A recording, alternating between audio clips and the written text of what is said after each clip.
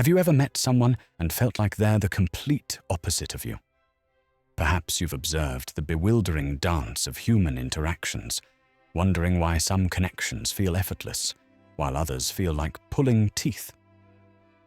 What if I told you that beneath the surface of our everyday lives, there lies a secret code woven into the very fabric of our psychology, that if deciphered, could unlock profound understanding of yourself, your relationships, and how you fit into the world? Today, we'll discuss that secret through the lens of Carl Jung's 8 psychological types. This video will delve into Jung's revolutionary concept of personality types, exploring the foundational distinctions he drew and the 8 specific psychological functions he identified. By the end of our journey together, you will not only gain a clearer understanding of Jung's typology, but, more importantly, you will acquire a powerful framework for self-reflection. You will learn to recognize the dominant patterns of your own psychology, appreciate the unique operating systems of those around you, and ultimately foster deeper empathy and more harmonious relationships. Now let us move on to the 2 fundamentals of all 8 personality types.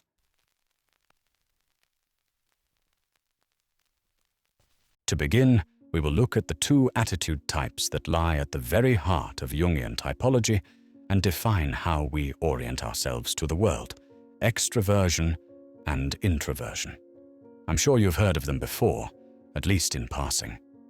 Jung observed that people are remarkably different in how they perceive the world and themselves, and this became the bedrock of his typology concepts. Before we continue, I must remind you that there is always nuance between individuals, and though one may identify with introversion, for example, that does not mean they cannot be social or are doomed to lifelong social anxiety. Humans are unique and varied creatures that evolve throughout their life. Always remember, these are tendencies, not absolutes. Now, let us move on.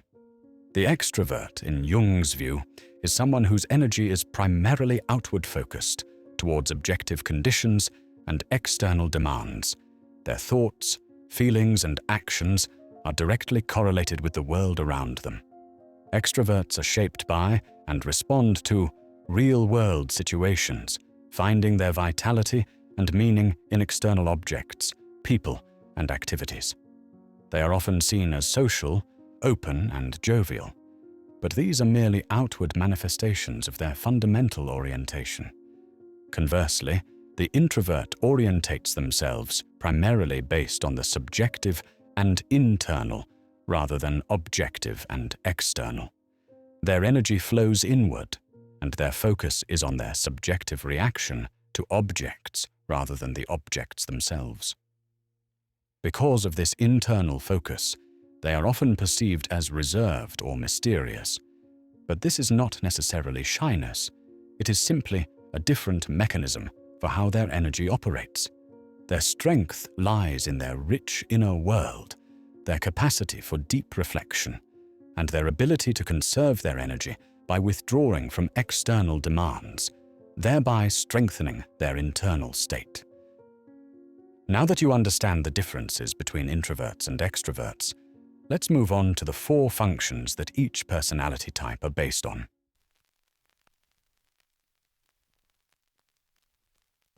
Following the fundamental attitudes of extroversion and introversion, Jung identified 4 distinct psychological functions, which he categorized into 2 pairs: the rational functions of thinking and feeling, and the non-rational functions of sensation and intuition. These functions describe the different ways in which we perceive and judge information, acting as our primary modes of interacting with the world. While we all possess and utilize all 4 functions, 1 or 2 typically become dominant, shaping our preferred way of processing reality. First up, thinking is a rational function concerned with logic, analysis, and objective reasoning. It allows us to judge and make decisions by organizing information through the laws of reason and logic, focusing on facts and evidence. When you dissect a problem, weigh pros and cons, or seek objective truth, you are engaging your thinking function. Feeling, the second rational function, involves judging and making decisions based on values and emotions. It's about following the heart and one's internal value systems, determining what is agreeable or disagreeable, what is important or unimportant. When you decide based on what feels right emotionally, what aligns with your personal ethics, or what fosters harmony, you are utilizing your feeling function. Sensation is a non-rational function that perceives reality through the five senses. It focuses on what is immediately present, tangible, and concrete. This function is about experiencing the world directly, observing details, and being grounded in the here and now. When you notice the color of a leaf, the taste of food, or the texture of a fabric, you are engaging your sensation function. Intuition, the other non-rational function, perceives through a sixth, invisible sense from the unconscious. It perceives possibilities, underlying meanings, and future potential, focusing on what could be rather than what is. When you have a gut feeling, a sudden insight, or see patterns where others see chaos, you are engaging your intuition.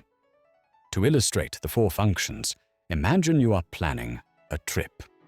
A thinking type might meticulously research the most efficient routes, compare prices, and create a detailed itinerary based on logical analysis. A feeling type might prioritize destinations that evoke a sense of wonder or align with their personal values, perhaps choosing a place known for its cultural richness or widely accepted allure. A sensation type would focus on the tangible aspects, the comfort of the hotel, the taste of the local cuisine, the feel of the sand between their toes. An intuitive type might be drawn to the adventure of the unknown, seeking out unique, off-the-beaten-path experiences that promise new insights or unexpected discoveries.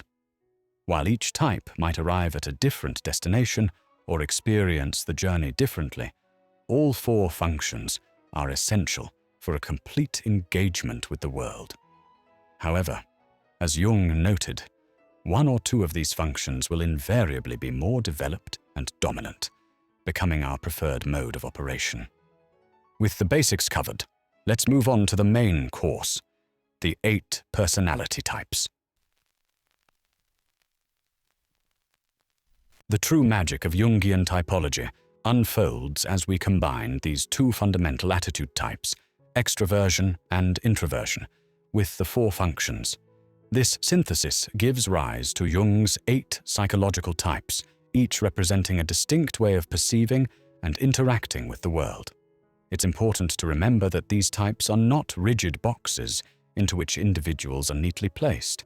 Rather, they describe tendencies and preferences, offering a framework for understanding the vast spectrum of human experience. Let's explore each of these 8 types, understanding their core motivations, their unique strengths, and the potential shadows they may cast when their dominant function becomes overly emphasized or their inferior functions are neglected.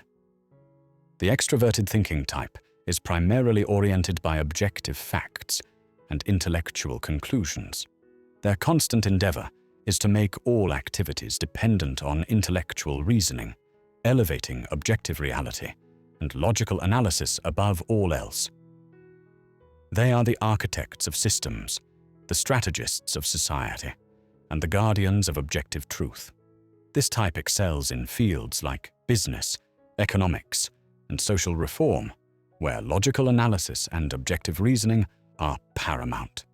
They are productive thinkers, constantly seeking new discoveries and facts, and are driven to improve and synthesize existing information. However, the shadow of the extroverted thinking type often manifests as an intense repression of their underdeveloped feeling function. Anything that contradicts their intellectual formulas is deemed wrong, and feelings are often dismissed as irrational or irrelevant. This can lead to a rigid, dogmatic personality that attempts to force themselves and others into a singular, logical mold.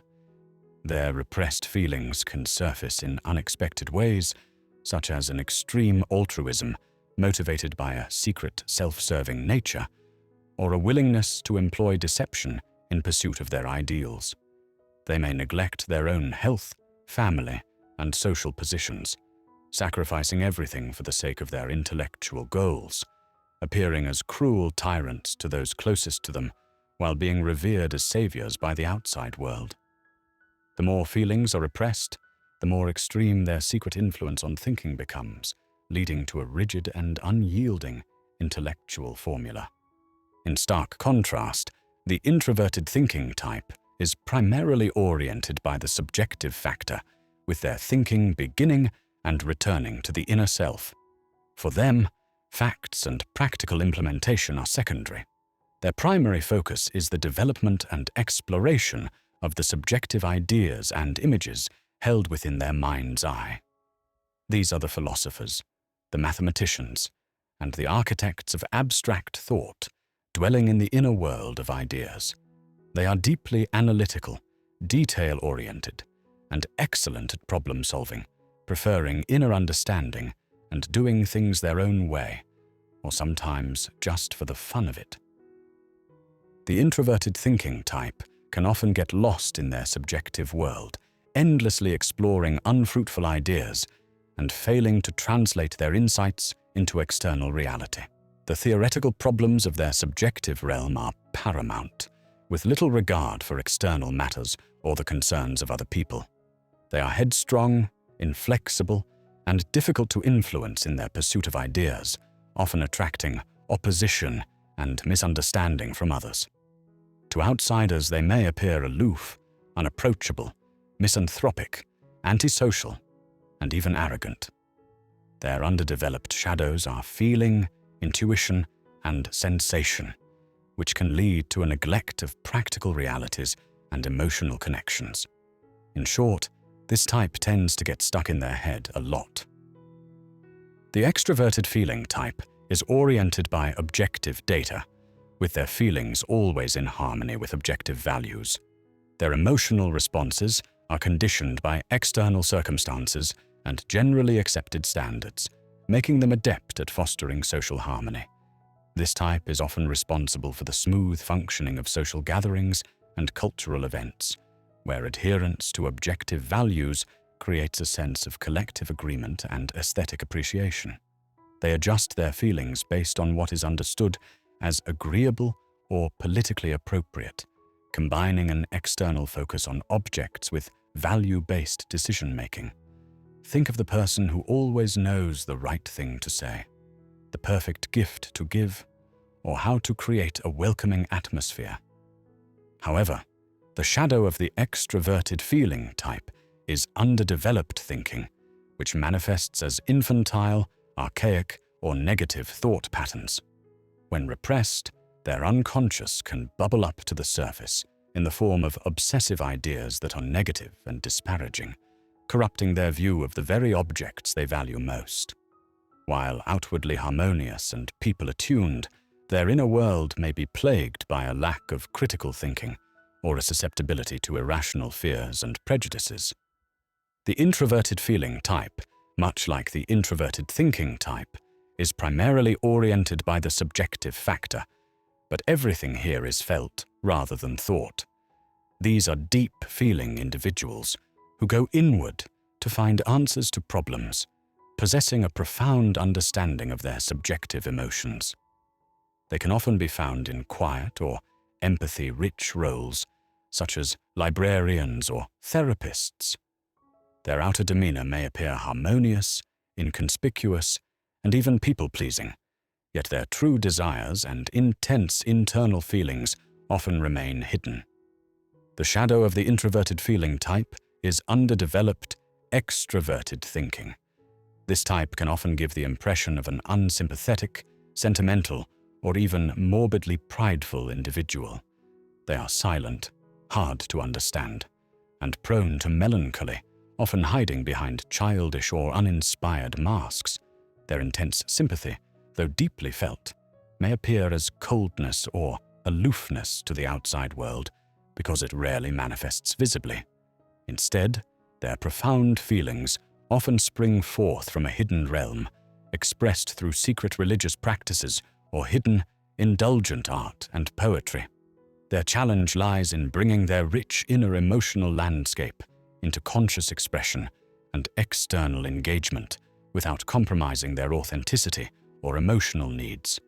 The extroverted sensation type is conditioned and dependent on objects, with their senses primarily focused on the external world. You can't beat this type in terms of living in concrete reality, and they possess an extraordinarily developed sense for objective facts. These are the lovers of tangible reality and life, deeply immersed in the physical realm, with a constant aim to feel the object, to have sensations, and to enjoy them in the moment. They are typically jovial, jolly, and aesthetically inclined, finding immense pleasure in sensory experiences, like a good meal or beautiful surroundings. For them, everything is a question of good taste, and they live fully in the present, not dwelling on past sensory experiences, but constantly seeking new ones. The shadow of the extroverted sensation type is underdeveloped intuition, which can lead to a lack of foresight or an inability to perceive underlying meanings and future possibilities. They may become overly focused on immediate gratification and concrete realities, missing the bigger picture or the subtle nuances of situations. This can make them susceptible to impulsive decisions or a superficial engagement with life, as they prioritize sensory input over deeper or internal, subjective insights. The introverted sensation type is guided by the intensity of their subjective sensation, excited by the objective stimulus. In essence, they focus on how external things make them feel inside, subjectively. Artists are often good examples of this type, as they deeply appreciate the subtleties of art and music, and how these experiences arouse their inner senses. Jung states, they live in a mythological world where men, animals, and other things appear as either benevolent deities or malevolent demons, imbued with profound subjective meaning. In contrast to the extroverted sensation type, this type will focus on the nuances of each sensory delight, how it makes them feel, and what they enjoy about it. However, the shadow of the introverted sensation type is an underdeveloped intuition, which acquires an extroverted character. This can lead them to perceive ambiguous and dangerous possibilities lurking in the background of external objects, often resulting in compulsive ideas when their unconscious is aroused. They may become overly absorbed in their subjective impressions, struggling to differentiate between inner reality and objective fact, or becoming overwhelmed by a flood of internal sensory data without a clear framework for understanding it. The extroverted intuitive type is primarily oriented towards perceiving possibilities in the external world. They are constantly scanning the environment for new opportunities, connections, and future potential. These individuals are often innovators, entrepreneurs, and visionaries, driven by a desire to explore and actualize new ideas. They thrive on novelty and change, seeing potential where others see only the boring or difficult. As an extrovert, their energy is directed outward, seeking to grasp the essence of things and to discover what could be. Their shadow, however, lies in their underdeveloped sensation function. This can lead to a neglect of practical details, a tendency to jump from one idea to another without fully developing any, or a difficulty in grounding their grand visions in concrete reality.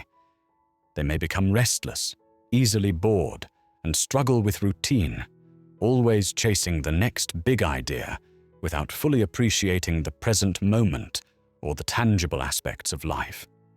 In essence, they need to learn how to stick with things for longer instead of jumping from possibility to possibility. The introverted intuitive type is oriented towards the inner world of unconscious insights and future possibilities. Their intuition is directed inward, where they perceive images and visions for the future that arise from the collective unconscious. These are the mystics, the prophets, and the deep thinkers who gain profound insights into the underlying patterns of existence. Because of this, they are often detached from external reality, preferring to dwell in their rich inner landscape of visions and premonitions. Their strength lies in their ability to grasp complex, abstract concepts and to foresee future innovations or developments for the collective. Their shadow is underdeveloped sensation, which can result in a disconnect from the physical world and its practical demands. They may struggle with everyday tasks, neglect their bodily needs, or become lost in their inner visions to the point of impracticality or escapism. They might also project their internal images onto external reality, leading to misunderstandings or a difficulty in engaging with the practical aspects of life. This type will often have the experience of getting a bad feeling or hunch from a situation without being fully aware of the elements within their environment. Their challenge and evolution is to learn how to ground their profound inner insights into the external world, bringing their visions into tangible form instead of ruminating on internal ideas endlessly. In our journey through the intricate landscape of Carl Jung's psychological types, we've come to understand that personality is far more than a simple label.